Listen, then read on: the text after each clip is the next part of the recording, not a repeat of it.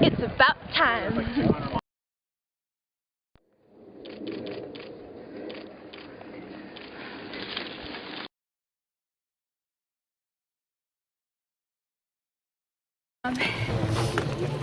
But yeah, I mean, I knew that I had to get in front of her before those switchbacks, because coming in, basically whoever's coming into that line is gonna win it.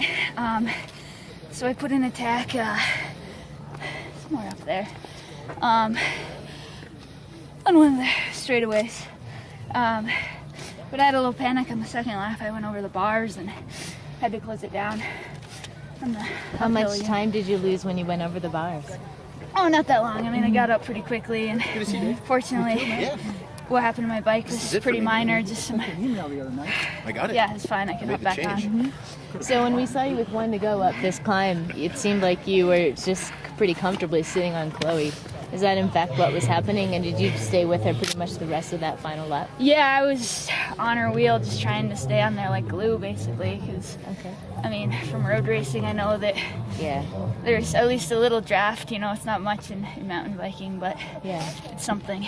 So have you been doing much mountain bike racing? Not really. I did like the Firecracker 50 and some other little ones, so probably 3 or 4 races. So what brought you out today for nationals? You know, it was I live in Boulder, so home state and everything, and had some friends who live up in Winter Park, so I could crash with them, and there was a break in the road calendar, so this past month I did a lot of training on the mountain bike, and it's actually helped my time trialing for road and everything, so. Good. So what will you race on the road next? I have Cascade coming up. I leave on Saturday, actually, or tomorrow. So I have, a 6-day stage race and then road nationals, which are also up there in Bend. Do you see this as the start of more mountain bike racing? I hope so. I love the mountain bike. I love mountains, and I like dirt.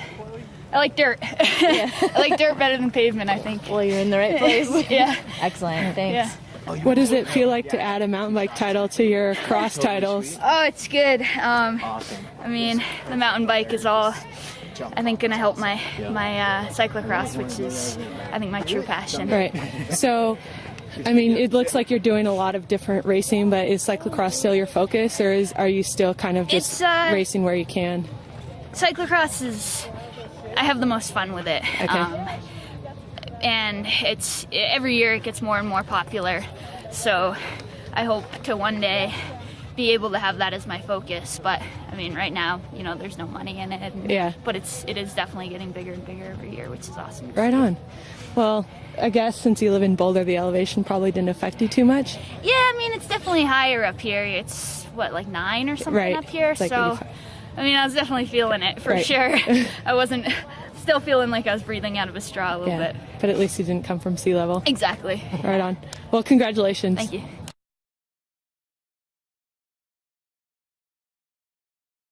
Together on the climbs and together on the descent. So, what was your strategy going into the final sprint? You know, I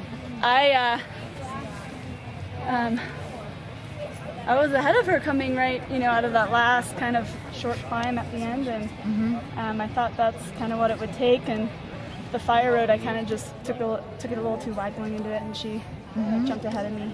So, going pretty fast through there.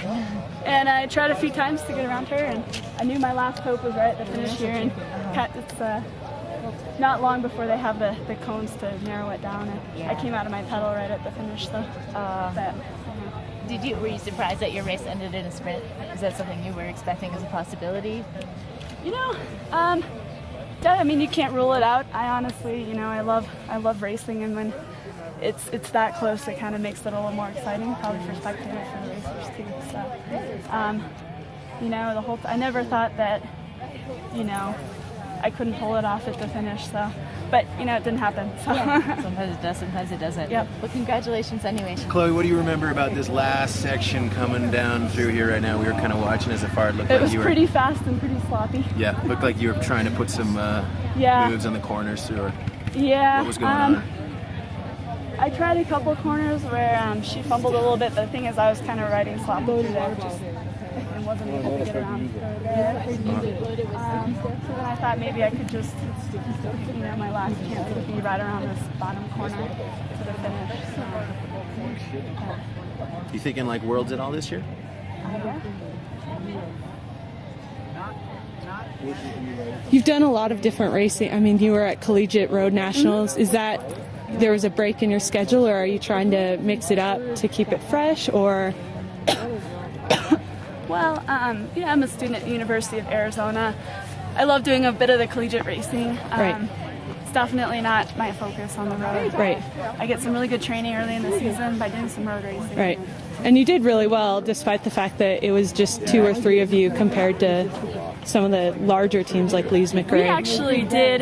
We had a full team going out there. Okay. Going into the last day, we were second overall as a Okay. team. So we really bumped it up as a team this year. Okay. And we definitely probably had the strongest women's team there.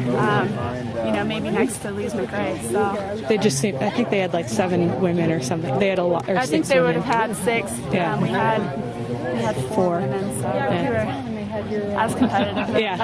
as them. So yeah. But you guys finished in the individual omnium 2nd and 3rd, I think. I saw United come up. Oh, anyway. I think maybe I was 4th. or 5th. Oh, 4th. I can't remember Yeah. road nationals, but Yeah. Yeah. Congratulations. Thank you. It's about time.